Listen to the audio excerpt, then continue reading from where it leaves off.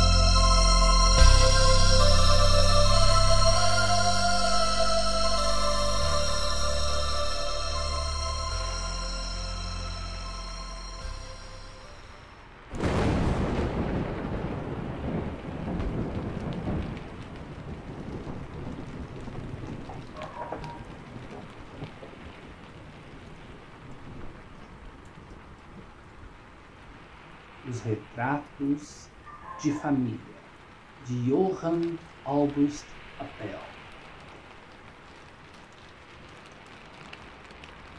Retirados do livro Fantasmagoriana. Vejam a capa com mais detalhes. Que coisa mais linda, que obra de arte. Mas antes de começarmos, vamos com o nosso perfume da noite. Já que um bom gentleman sempre deve estar usando o seu melhor perfume para as reuniões noturnas com o seu clube noturno de leituras.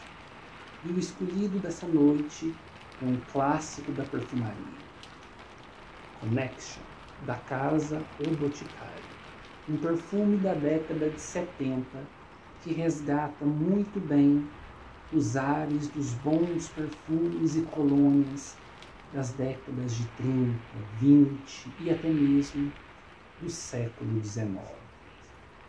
O século em que nasci, por um acaso. É um perfume com muito cedro, com muito patchouli, levemente aromático, levemente aquático, pouco aquático, mais carregado em notas de madeiras, em notas de musgo de carvalho, em notas de cedro, de patchouli para dar aquele fundo terroso e um pouquinho de lavanda bem de leve para dar uma refrescância e uma aromatizada ao perfume. Connection. Recomendo a todos. E antes de começarmos o nosso vídeo, vou passar a vocês algumas informações que são muito interessantes. Aqui embaixo, no primeiro comentário, vão estar fixados vários links muito importantes. O primeiro de todos é o perfil do Apoia-se do Lervicia.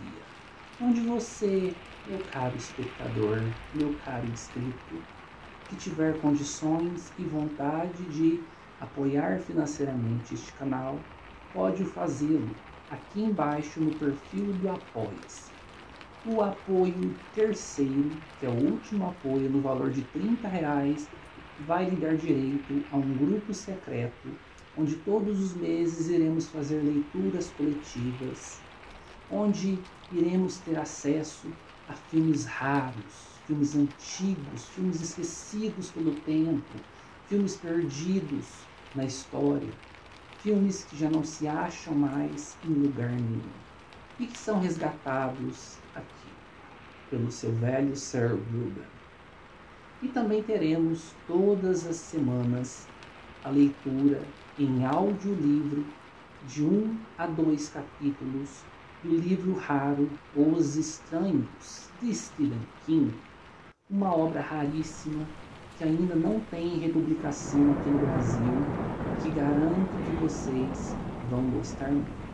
Então convido-os a participarem dos apoios do Lerbicia. O Lerbicia conta com a ajuda de vocês.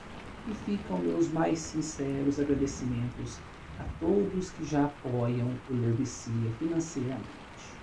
O segundo link aí embaixo vai ser o nosso link oficial e geral da Amazon. Tudo que você quiser comprar para sua casa, para o seu castelo, para a sua choupana, para o seu chalé, compre através do nosso link oficial e geral da Amazon. Você pode comprar qualquer item, desde um bidê para o seu banheiro, até mesmo um criado mudo para o seu quarto, ou, claro, nossos bons e amados livros. Qualquer coisa que tenhas interesse a comprar, compre pelo meu link. Salve o meu link nos seus favoritos. Isso vai estar ajudando muito ao canal Lerbicia a ganhar uma pequena quantia todos os finais de meses e continuar dando mais e mais durabilidade ao projeto Lerbicia. E também ficam os meus mais sinceros agradecimentos a todos que têm comprado pelos links do Lerbicia. E terceiro e último link que eu ressalto a vocês é o nosso link de presentes, link de desejados do Sir Ruben. Aqui embaixo vai estar então a minha lista de presentes, a minha lista de desejados, com todos os livros que eu quero ler, que eu quero trazer aqui para o canal, que eu quero apresentar a vocês. E se vocês querem recompensar Sir Ruben por esses quase 14 anos de trabalho árduo aqui na plataforma, neste canal Lerbicia, considere mandar um presentinho, uma recompensa, uma lembrancinha para Sir Ruben. Sir Ruben vai agradecer do fundo do coração e vai lhes apresentar um trabalho com maestria e muita alegria em sua alma. Aqui embaixo você vai encontrar também diversos links, como links para as minhas redes sociais, um e-mail de contato diretamente comigo e também links para os livros aos quais eu escrevi. Todos aqui embaixo. Convido vocês, assim como o link para você comprar esta obra diretamente no site da editora Pepsi. Agora vamos ao conto Os Retratos de Família, retirado de Fantasmagoriano.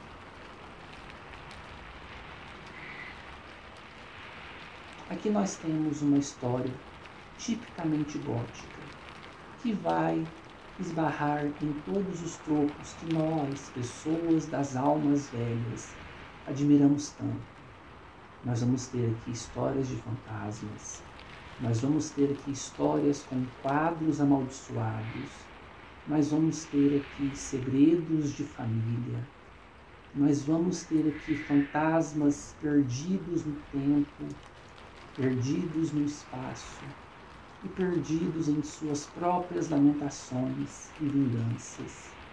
teremos aqui um casal de apaixonados que é impedido de seguir a sua paixão devido a males e segredos do passado. Teremos aqui pequenos vilarejos, daqueles bem provincianos, que encontramos em diversos filmes góticos. Para citá-los aqui, por exemplo, os filmes da saudosa Hammer Productions. Vamos começar então com o nosso protagonista, Ferdinand, que pertence a uma família nobre, a família dos Penel, e como tal, ele deve se casar por imposição de seu pai falecido, com a bênção e também concordância de sua mãe, com a jovem Clotilde, da família, deixe-me consultar aqui, pois a cabeça do velho Rubens, Sir Rubens, não funciona direito. Clotilde, da família Hamilton. Clotilde, da família Hamilton, é uma moça virtuosa, é uma moça benquista, é uma moça de uma família respeitada na região, mas o jovem Ferdinand não tem o menor interesse em tal moça, visto que não a conhece muito bem. Aliás, ele nunca a viu. Temos aqui que lembrar que estamos tratando de uma história que se passa na virada do século XVIII para o século XIX. Então, após muita insistência de sua mãe, Sir Ferdinand resolve então ir até a região onde Clotilde mora. Chegando lá, antes dele se dirigir ao castelo, ele para em um pequeno vilarejo, claro, indo em uma bela carruagem, com o seu condutor andando a cavalo por aquelas florestas escuras, sombrias, de árvores ressequidas e névoa densa e gelada.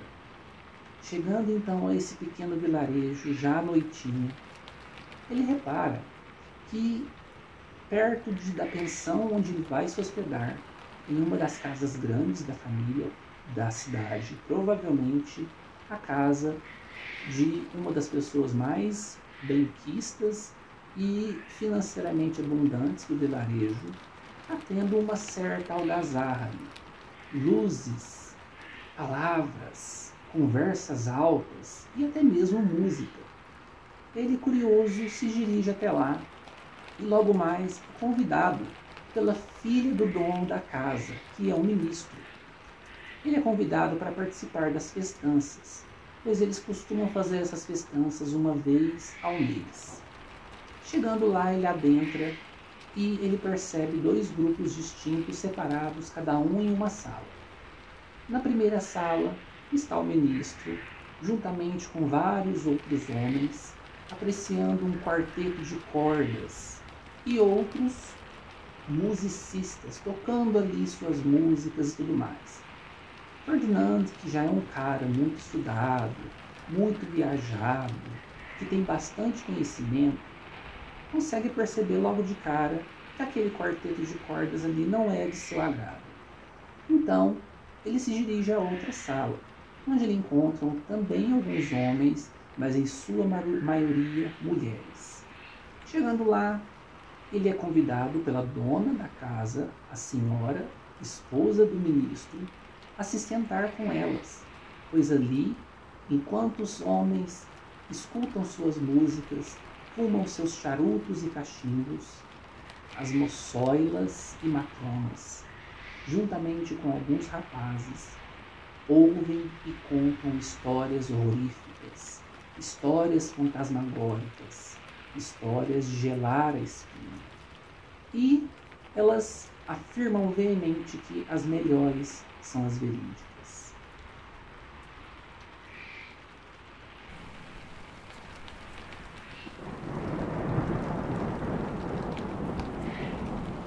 Ferdinand, então, se acomoda em uma poltrona e começa a ouvir os casos daquela noite.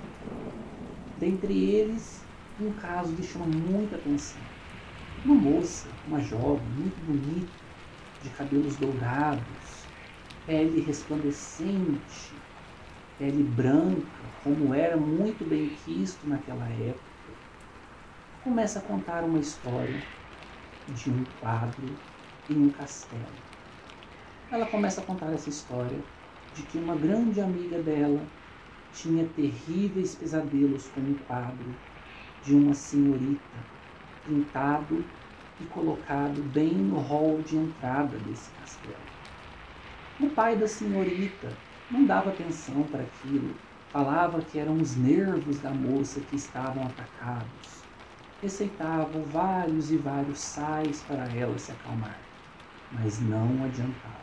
Ela sempre tinha temores horríveis, calafrios que subiam sua espinha e até mesmo tinha tonturas e outros males que vinham atacar-lhe a saúde todas as vezes que ela passava de frente ao quadro.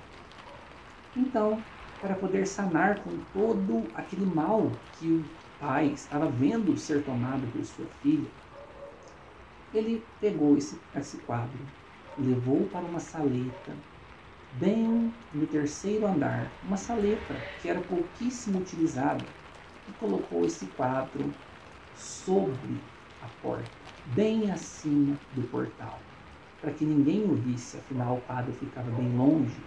E devemos lembrar que naqueles castelos antigos e gloriosos, as portas e portais eram de um pé direito muito alto. O quadro ficou então esquecido por muitos e muitos meses lá. Eis que essa moçoila acaba recebendo uma proposta de noivado, após vários e vários cortejos. Chega o momento então em que é aceito esse cortejo, é aceito esse noivado, e a moçoila, toda extasiada, vai então com seu futuro noivo apresentar todo o castelo.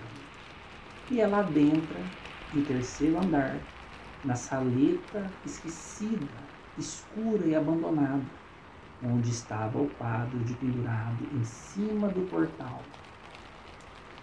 Ela mal se lembrava daquele quadro lá.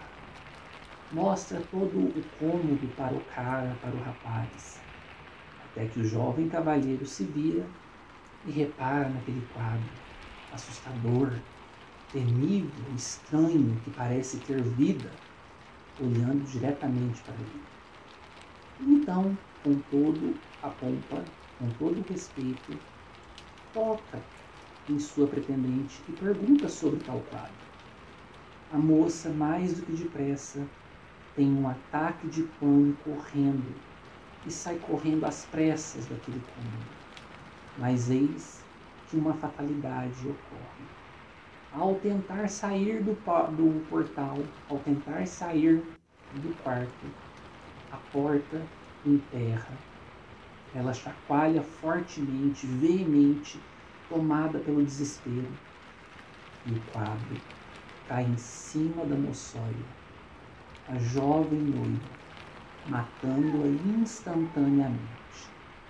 Detalhe: antes do quadro ser movido, ela tivera vários pesadelos de que aquele quadro traria o fim de sua vida. E isso se completou. Fechando aqui então a primeira história da noite, contada pela jovem moça loira de tez pálida e resplandecente, que chamou muita atenção do nosso protagonista, Sir Ferdinand. Então, Sir Ferdinand e todas as pessoas do recinto ficam impressionadas com tal história, visto que a moçoila loira diz que é real, pois ela conhecia a moça que faleceu de forma tão horrível.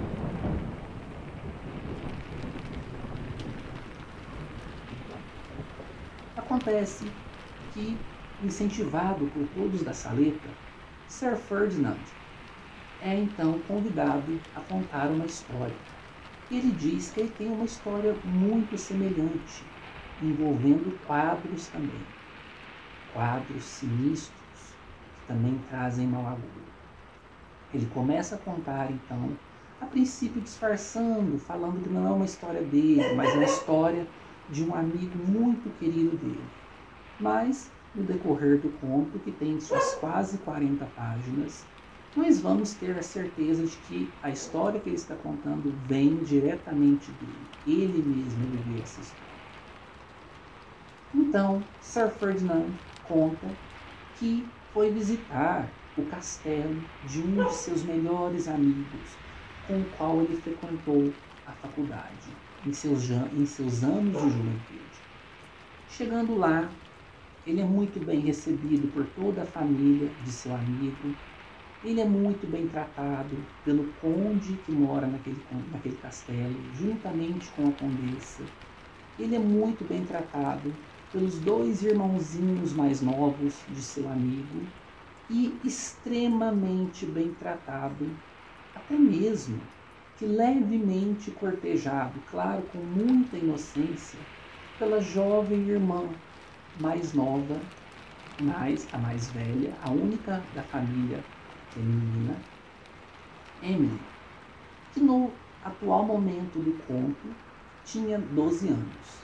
Devemos lembrar que aqui estamos mais uma vez tratando de uma história se passando na virada do século XVIII para o século XIX, onde era comum moças se casarem aos 12, 13, 14 anos. Assim que elas viravam mocinhas, se é que me entendem. E claro, o jovem Ferdinand começa a princípio com uma grande amizade com essa mocinha, Emily. E essa grande amizade começa a se tornar uma paixonite de verão que está se transformando em paixonite de outono, já que as flores ao redor do castelo agora estão murchando, as árvores já estão ficando sem suas folhas e as poucas folhas que restam são agora pintadas pelo laranja da estação. O castelo é gigantesco, ancestral, muito antigo e está na família do conde e de seu amigo de faculdade há pelo menos 10 gerações. Mas acontece que algo chama a atenção tanto de Ferdinand que lhe provoca certos arrepios. Ele começa a perceber que os irmãozinhos mais novos de seu amigo temem muito por um quadro gigantesco em tamanho natural que está no corredor principal do castelo, que leva até os quartos de cada um deles. E as 2 crianças, por terem se afeiçoado totalmente a Sir Ferdinand, vão com ele todas as noites para o quarto dele para dormirem junto com ele no quarto dele, de tanto que ficaram amigos dele, afeiçoados a ele. Mas todas as vezes que essas crianças passam de frente a este quadro, elas se encolhem, elas tremem, elas evitam olhar para o quadro. Sir Ferdinand, nas primeiras noites, não dá muita atenção. Depois começa a pegar uma criança no colo e dar a mão para outra, para ajudá-las a passar por aquele quadro sem receios. Até que em uma noite de insônia, caminhando pelos corredores do castelo, ele resolve parar de frente a esse quadro. Em uma das abóbadas do castelo, a luz da lua reflete nesse quadro. E o quadro revela então o seu horror. Nós lá temos um homem de aparência severa, olhar penetrante, mas triste, feições poderosas, rosto marcado, vestes antigas que remetem ao século X, uma perna numa forma de pose que dá a estranha impressão de que a pintura está prestes a sair de dentro do quadro. Jovem Ferdinand sente arrepios por todo o seu corpo.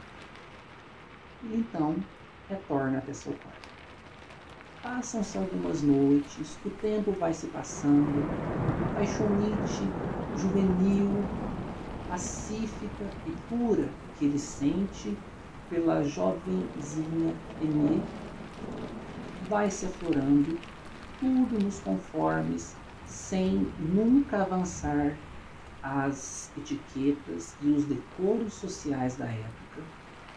E, é claro, respeitando a pequena diferença de idades que eles têm. Afinal, A jovem senhorita Emily tem por volta de 12 anos e o jovem Sir Ferdinand, nesse momento da história, deve ter por volta dos seus 18, 19 anos. Então vai se chegando o outono, e com o outono a partida de Sir Ferdinand está se aproximando. E em sua última noite todos eles estão muito cabisbaixos e tristes. O conde então faz com que Ferdinand faça-lhe uma promessa de retornar no próximo verão ou na próxima primavera, ou mais tardar, para passar com eles ali os dias bons, quentes, ensolarados e lindamente pintados pelas cores da primavera, o quão breve possível. Ele concorda com isso e vai então para sua cama em sua última noite no castelo. Não é para seu horror que, ao chegar lá em seu quarto, ele se depara com, claro, os dois irmãozinhos mais novos de seu melhor amigo de faculdade dormindo em suas camas próximas a dele. Mas o horror dele não vem a isso. Se vem ao fato de que ele vê, parado ali, de forma totalmente material, roubando o calor de todo o aposento, tremeluzindo de uma maneira espectral, mas ainda assim material, neste mundo, a figura horrenda do quadro. Essa figura horrenda do quadro se abaixa e beija a fronte de cada uma das duas criancinhas, dos dois meninos. Após isso, ele se vira, olha para Sir Ferdinand, dá um sorriso diabólico e desaparece em pleno ar. Sir Ferdinand, naquele momento, desfalece, apaga totalmente. Ele é acordado, então, no outro dia, pelas empregadas do castelo, que dizem tê-lo encontrado na porta de seu quarto, caído ao chão.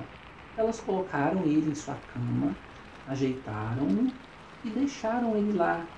Pensaram que ele tinha tido uma queda por exaustão, afinal, ele teve várias noites insônias. Ele acorda dizendo que teve um pesadelo horrendo, um pesadelo que o deixou tendo alucinações durante a noite. O conde, mais do que depressa, vem a ter com ele. E ele então conta para o conde o fato escabroso que ele presenciou na noite passada, não ter sido fruto de alguma febre noturna. O conde empalidece, fica assustado e revela: oh meu Deus, então meus filhos estão marcados, meus filhos vão morrer. O jovem Ferdinand fica sem entender o que está acontecendo. Ele parte então para seu destino, sem compreender o que está acontecendo, e nunca mais tem notícias do conde, de Emile, de sua família e de seu amigo de faculdade. Afinal, ele acaba perdendo o contato.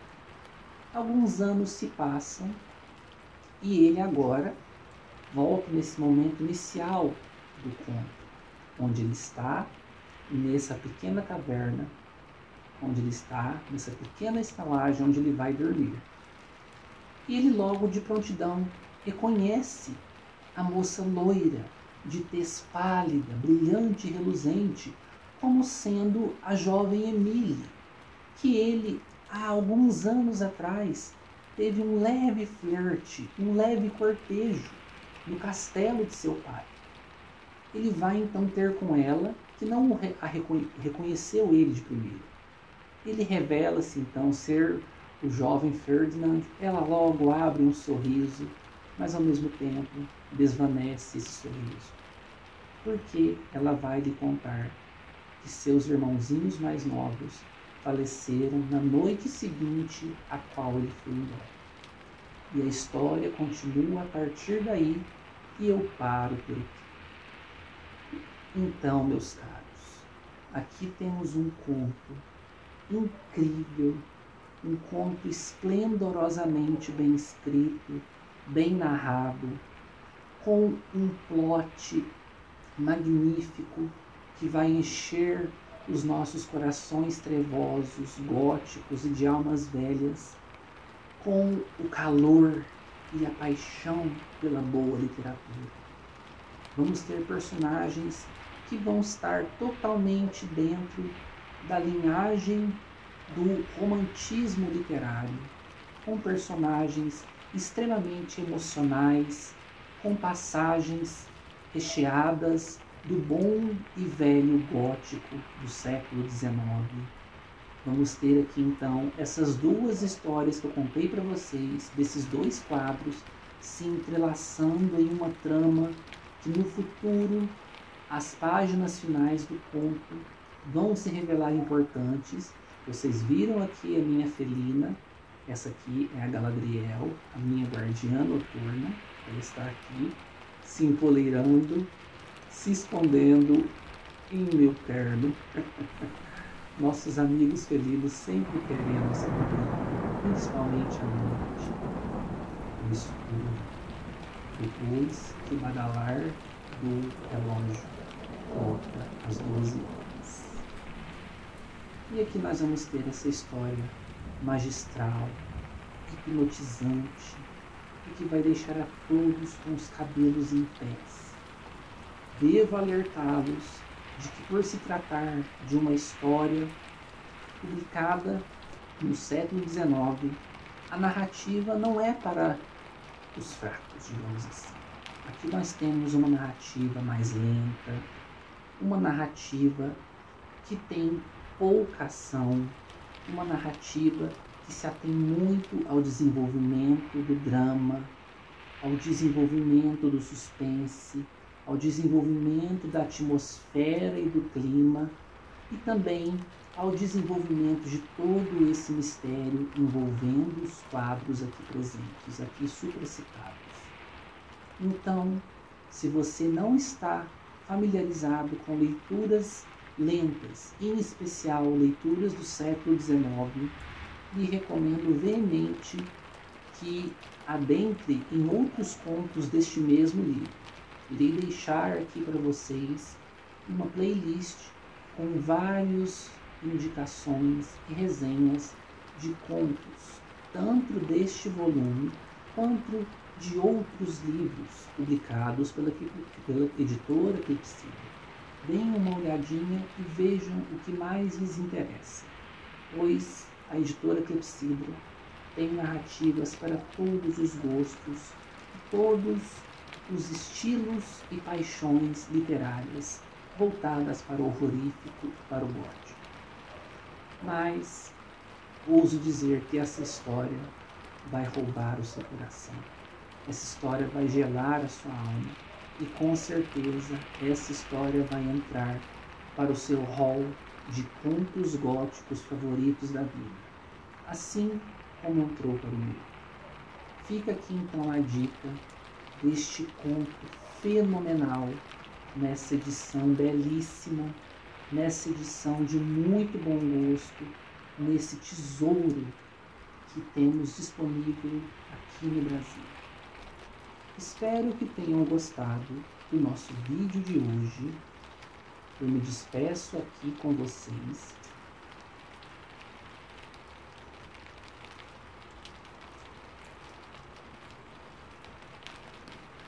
Tenham uma boa noite e não se esqueçam de deixar o dedão para cima e embaixo. Até o nosso próximo vídeo.